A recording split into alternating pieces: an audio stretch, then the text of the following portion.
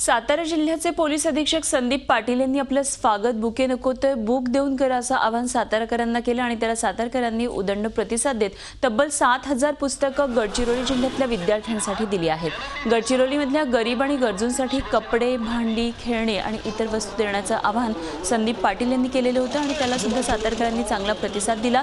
यामधून तब्बल 15 टेम्पो साहित्य अवघ्या 8 दिवसात जमा झालं।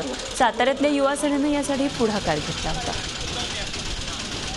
सातारच्या सगळ्या जनतेला मनापासून मनपूर्वक धन्यवाद देतो की त्याने मनापासून आपल्याकडचं टाकाऊ नाही तर वापरण्यायोग्य असं साहित्य लोकांना दिलं, लोकांना घरी आदिवासींकरता दिलेलं आहे। तर त्यांना मी धन्यवाद देतो। युवा सेनेच्या कार्यकर्त्यांनी फार मोठं काम केलं, त्याकरता मी त्यांना मनापासून त्यांचं कौतुक करतो। या ठिकाणी आल्यानंतर आम्ही ही विविध सेवाभावी संस्था आणि संघटनांना आम्ही आमची इच्छा व्यक्त केली होती।